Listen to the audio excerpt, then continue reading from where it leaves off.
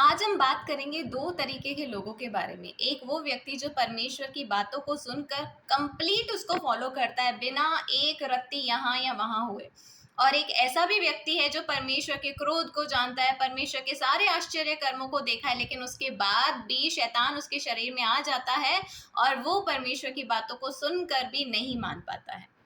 मैं दीपा जनियानी आपका इस चैनल में स्वागत करती हूँ। अगर आप नए हैं तो मैं रिक्वेस्ट करूंगी कि आप मेरे चैनल को ज़रूर सब्सक्राइब करें, लाइक करें और आगे से आगे मेरे वीडियोस को शेयर करें।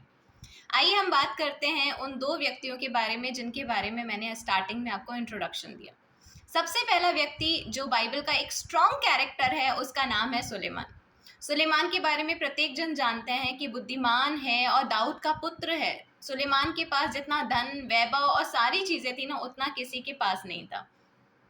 लेकिन सुलेमान को ये सारी चीजें क्यों मिली? सुलेमान को ये सारी चीजें इसीलिए मिली क्योंकि वो दाऊद का पुत्र था और दाऊद परमेश्वर का भय मानने वाला और परमेश्वर की ओर हमेशा निहारने वाला एक संतान परमेश्वर की कह सकते हैं। दाऊद की वजह से परमेश्वर ने सुलेमान के ऊपर उन सारी की सारी ब्लेसिंग्स को ट्रांसफर किया जो दाऊद के हिस्से में थी।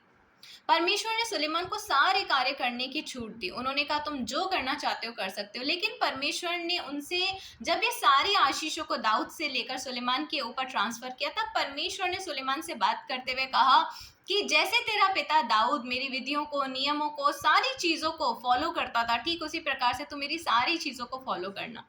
और परमेश्वर ने एक और कंडीशन दी, क्योंकि सुलेमान की बहुत सारी स्त्रियां थी जिसके साथ उन्होंने विवाह किया था। इसीलिए परमेश्वर ने कहा कि हे सुलेमान, तू सारी जितनी स्त्रियों से तू विवाह करना चाहे कर ले, पर एक पर्टिकुलर कुछ एक ऐसा ग्रुप है जिन ग्रुप की लेडीज के साथ तू शादी मत करना। लेकिन सुलेमान शैतान के बहकावे में आ जाता है। कहा जाता है ना, जिन चीजों के लिए हमारे घर वाले हमें मना करते हैं, हमारा हृदय सबसे पहले उसी काम को करने के लिए भागता है। ठीक इसी प्रकार से परमेश्वर ने जिन स्त्रियों से सुलेमान को मना किया था शादी करने के लिए, उन्हीं स्त्रियों से सुलेमान शादी कर बैठता है और अंत के अपने बुढ़ापे के दिनों में उन स्त्रियों के बहकावे में आकर वो सारे घृणित काम सुलेमान कर बैठता है जिनके बारे में परमेश्वर ने मना किया। और क्या होता है? बस वही होता है कि परमेश्वर का क्रोध सुलेमान के ऊपर आता है और जो ब्लेसिंग दाऊद से लेकर सुलेमान को ट्रांसफर हुई, वो सारी ब्लेसिंग्स वहीं सुलेमान पर आकर रुक जाती हैं। सुलेमान के बाद वो सारी ब्लेसिंग्स उनके परिवार में कहीं पे भी ट्रांसफर नहीं होती। इसी के हम विपरीत में एक और मुख्य किरदार के बारे में बात करेंगे और उस किरदार का नाम है अब्राहम। अब्राहम भी परमेश्वर की सारी बुलाहट को फॉलो करने वाला वो व्यक्ति जो 75 वर्ष की उम्र में परमेश्वर की बात को सुनकर अपने सारे गृहस्थी, अपने पूरे घराने, अपने माता पिता सबको छोड़कर परमेश्वर की एक आवाज के पीछे उनके निकल पड़ा। लगभग 100 वर्ष की उम्र में जाके परमेश्वर ने उसको एक पुत्र दिया, इसहाक, और उसी इसहाक की परमेश्वर ने कहा कि तुम मुझे बलि दे दो। पर अब्राहम डरा नहीं। अब्राहम को पता था कि जिस परमेश्वर ने मुझे प्रॉमिस करके कहा है कि अब्राहम तेरे अंदर से मैं आकाश के तारागण के समान और बालू की किनकों के समान मैं एक जाति और बहुत बड़ा वंश उपजाऊंगा, तो उसको विश्वास था कि वो परमेश्वर कभी भी मेरे जीवन में किसी प्रकार की घटी ना होने देगा। इसीलिए परमेश्वर के कहने पर कि हे अब्राहम मुझे इसहाक की बलि चढ़ा, अब्राहम बिना डरे, बिना संकोच के अपने बेटे को ले गया बलि करने के लिए। और परमेश्वर ने उसके पुत्र को बलि भी नहीं होने दिया, क्योंकि परमेश्वर सिर्फ हृदय को जांच रहे थे।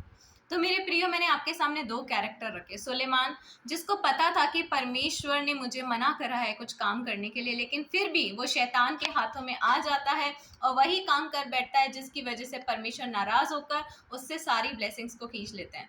और दूसरा कैरेक्टर अब्राहम, जिसके ऊपर घटी भी आई परमेश्वर के नाम से, तब भी उसने भरोसा रखा कि परमेश्वर की इसमें भी कोई ना कोई बड़ी योजना होगी। तो हम परमेश्वर पर विश्वास करें, परमेश्वर की बातों को हम फॉलो करें। अगर आप फॉलो करेंगे तो जैसे अब्राहम की ब्लेसिंग आगे की 4 पीढ़ियों तक ट्रांसफर हुई, वैसे ही आपकी भी सारी आशीषें आपकी आगे की पीढ़ियों को ट्रांसफर होंगी। और अगर आप परमेश्वर की बातों को सुनकर, जानकर फिर भी फॉलो नहीं करना चाहते हैं, तो चॉइस आपकी है। हो सकता है सुलेमान की तरह परमेश्वर भी आपके ऊपर से अपनी दया और अपनी आशीष का हाथ खींच ले। तो मेरे प्रियो, सही डिसीजन लें और परमेश्वर के वायदों में बने हुए रहें। कभी भी संदेह ना करें कि परमेश्वर मुझसे ये चीज़ क्यों करने के लिए कह रहे हैं। हर एक चीज़ में परमेश्वर ने आपके लिए भलाई सोच रखी है और उत्तम भाग को चुन के रखा हुआ है।